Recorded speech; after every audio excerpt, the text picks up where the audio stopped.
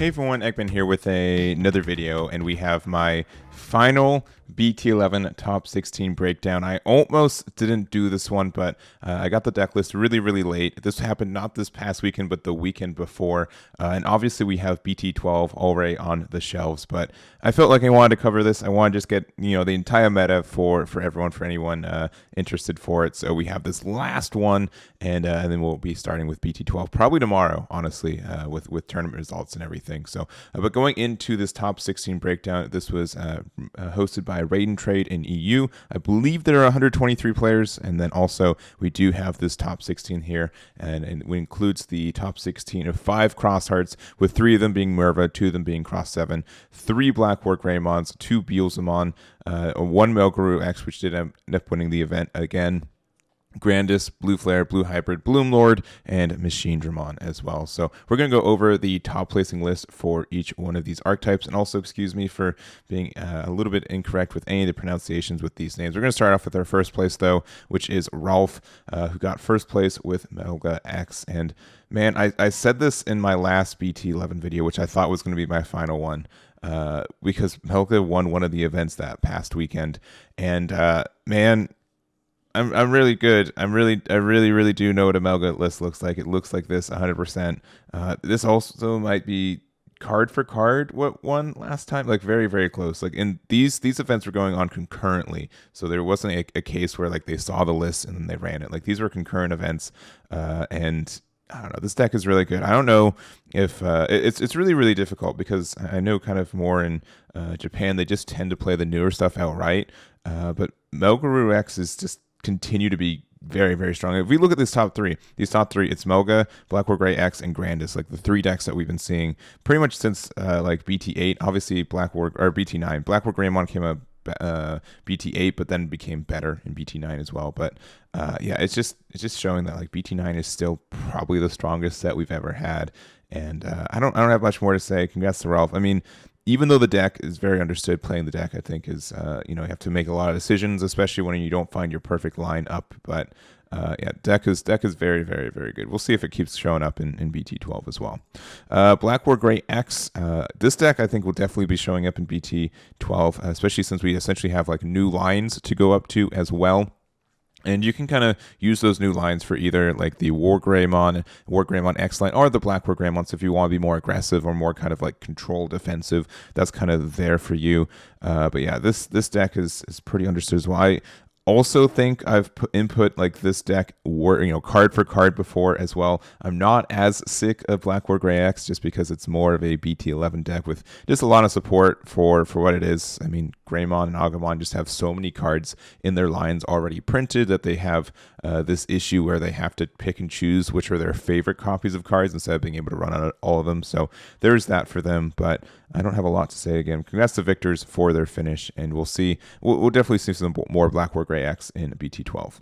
Next up, we have Grandis, and Grandis has been kind of waxing and waning with me a little bit. I think the deck's still pretty strong, and it did top the previous weekend here in North America as well.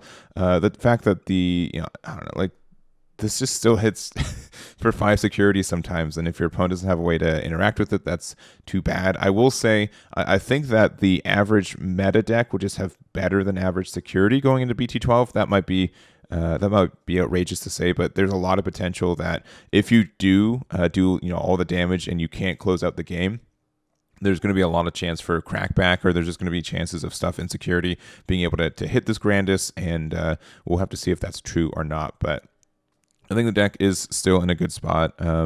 It's very strong. I don't know. I don't actually know if this is going to be in BT12 as much. I don't know if people are still going to be running it, or if it's the meta is conducive for this to still just be able to. I don't want to say cheese a win, but just win very quickly with it if you find your stack and wind up seeing it. Death X at 1 I think is interesting, but I have been seeing this. I believe that was in the North American list as well, where this is just an alternate copy of just a win condition potentially, or being able to digivolve something you really can't get around otherwise. So I like the idea of that there, and then the single X antibody does some work too. So Mingione here, there's their 3rd place finish there. 6th place we have Theodoros with Blue Flare, and this is running a little bit of the cheese, just one of the Metal Greymon X. So if you don't remember the combo, you can play the the Metal Greymon for 3. You get to keep Rush since it gains Rush. It's not something inherently on the card. And then you can give Digivolve into Metal Greymon X Antibody, which gives it Security Attack +1, and then also plus 3k. So you're 11k with 2 checks, and then also you get to restand with, if you have like the original Greymon underneath it too, and then also you can Z Greymon on top of it. So silly combo you can do there, but very strong if it goes off. In general, I do like Blue Flare right now. I think some decks just don't care about the stun, and I think there's decks like Crossheart that exist right now that can play around it, as well as I think Beelzemon might have some issues sometimes, depending if they don't have if they have more than one stack out.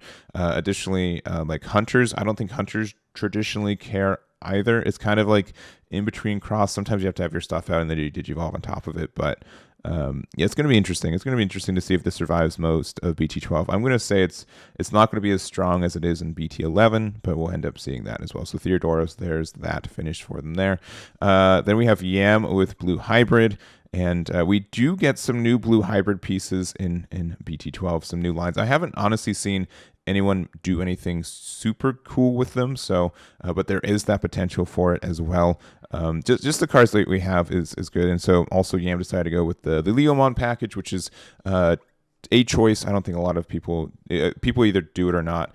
There's also the Gamamon as a rookie here, being able to this is a set 1 rookie, but on deletion you get to gain 1 memory. So interesting to do that, especially if you do it on top of Leomon, which means that if Leomon gets deleted, you get to gain 3 whole memory, which is really good for swinging the turn back to you.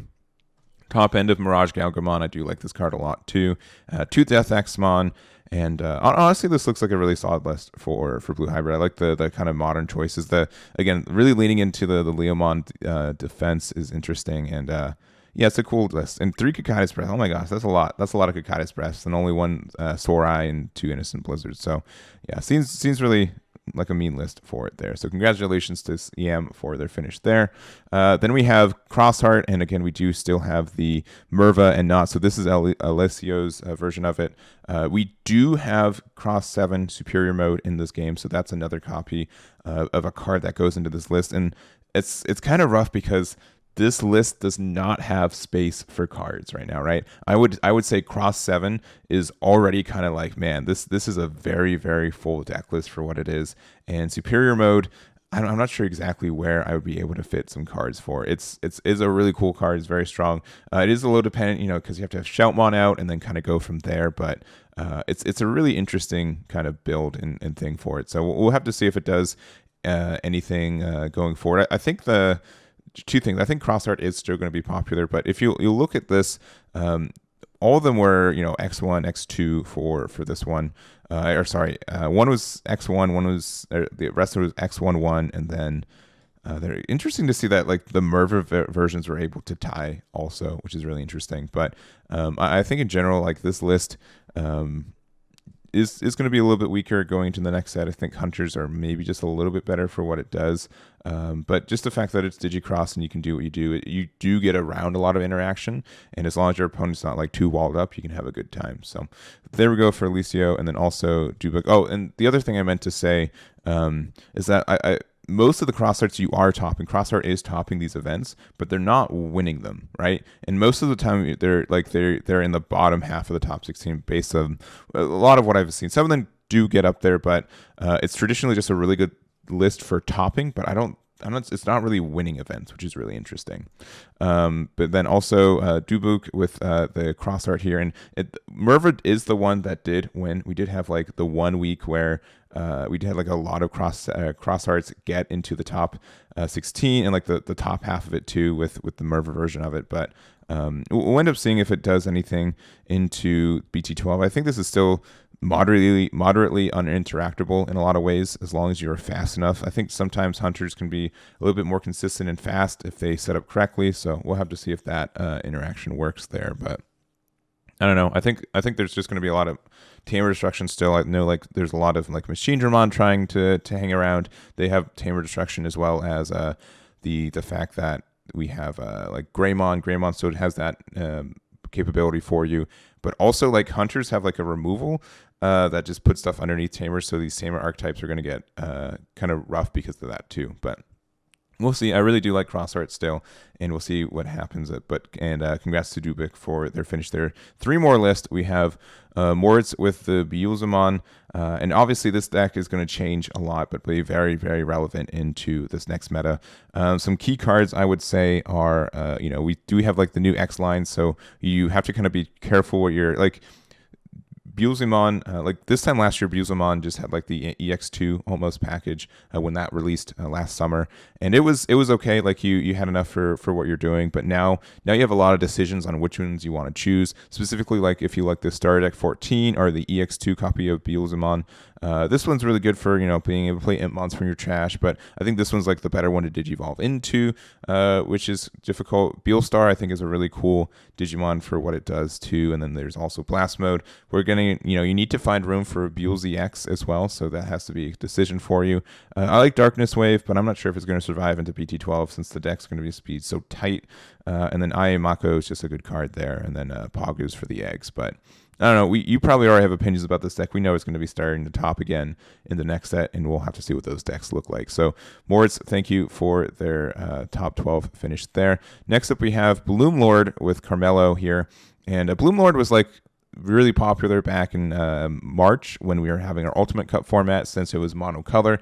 And we'll have to see if I know we do have some Ultimate Cups coming up, so if that's the same restriction, I can definitely see that Bloomlord is going to be very good, especially because Crossheart and Hunters will probably not be in that meta.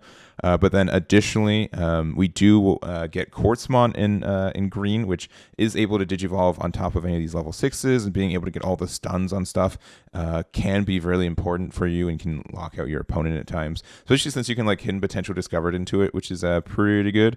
So green really hasn't had a really solid level 7 to Digivolve into for a really, really long time. I think like Chaosmon was like the one for a long time, and then that's kind of faded away. So being able to have like a level 7 again can change how the decks are run, how they're built, and everything. But being like Quartzmon is such a good lock card in a lot of ways that it's sometimes really hard to interact with, especially since again it is a level 7. So we'll see if Bloomlord is able to use it correctly and get popular off that. But I think that is something potential for them there. So Carmelo, congrats on their finish there. And to finalize it, we do have Patrick with their Machinedramon.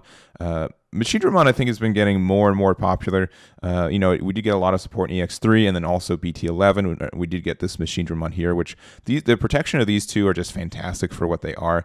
And then since we do have the new X antibody, it's pretty much protected against everything besides like Hunter, which unfortunately I think Hunter is going to be very strong in this metagame. But if you're able to set up your Chaosdramon X, you pretty much can win a lot of matchups. I think some decks are just going to have a really hard time interacting with it, which is strong, and it's just like a really good end game condition for you. So obviously you have a lot of 1s and 2s of the cards you want. Having this low end, I have been seeing some Machinedramons play like a red low end with like Guilmon just to get some more draw for what you're needing. But I do like the idea of like the Doraemon and also the Doraemon to get some extra memory since you're already slotting stuff underneath your team or your guys. So and Analog Man's great, Black Man Boo's great, and Attack of the Heavy mobile Digimon can just be your win condition a lot of the time too. So not much more to say. I think we'll see a lot of people definitely experimenting with Machinedramon, and we'll have to see how that goes from there. But congratulations to Patrick on that.